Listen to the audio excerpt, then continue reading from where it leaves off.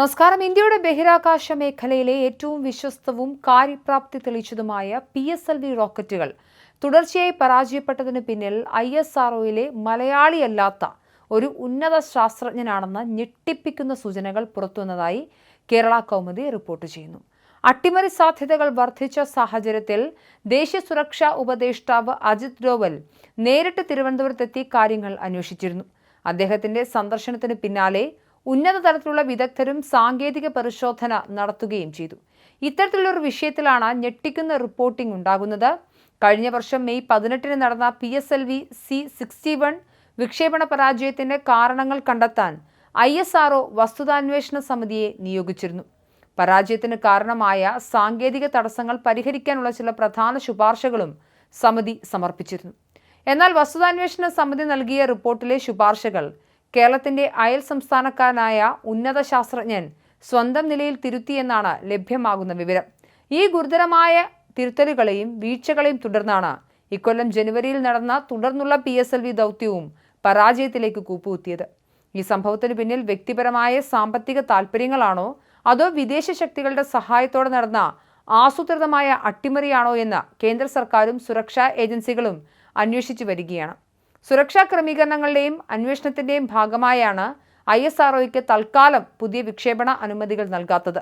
രാജ്യത്തെ ബഹിരാകാശ മേഖലയിൽ സ്വകാര്യ സ്ഥാപനങ്ങൾക്ക് പ്രവേശനം അനുവദിച്ചതോടെ പ്രമുഖ വ്യവസായ ഗ്രൂപ്പുകൾ വിക്ഷേപണ രംഗത്ത് സജീവമായി രംഗത്തുണ്ട്.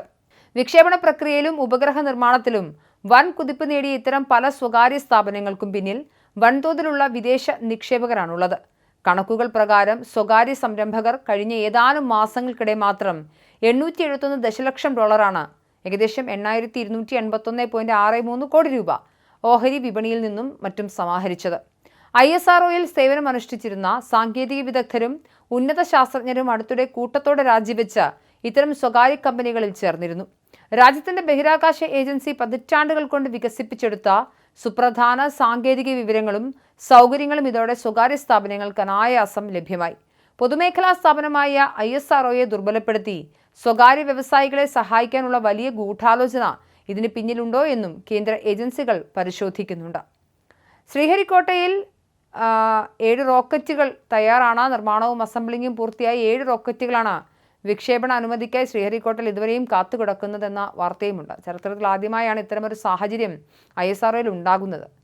ഈ വർഷം 3 കാർട്ടോസാറ്റ് പരമ്പര ഉപഗ്രഹങ്ങളും GSAT-1Aയും ഗഗൻയാൻ ടെസ്റ്റ് വിക്ഷേപണവും ഷെഡ്യൂൾ ചെയ്തിരുന്നതാണ്.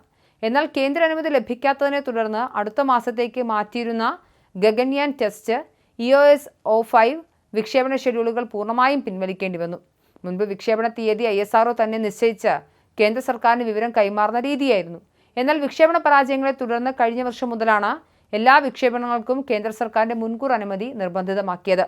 അജിത് ഡോവലിന്റെ അന്വേഷണ റിപ്പോർട്ടും തുടർന്ന് വിദഗ്ധ സംഘം നടത്തിയ ശാസ്ത്രീയ പരിശോധനാ ഫലങ്ങളും പുറത്തുവരുന്നതോടെ ISROയുടെ ഉള്ളിലെ അട്ടിമറി നീക്കങ്ങളുടെ ചുരുളഴിയുമെന്നാണ് നിഗമനം.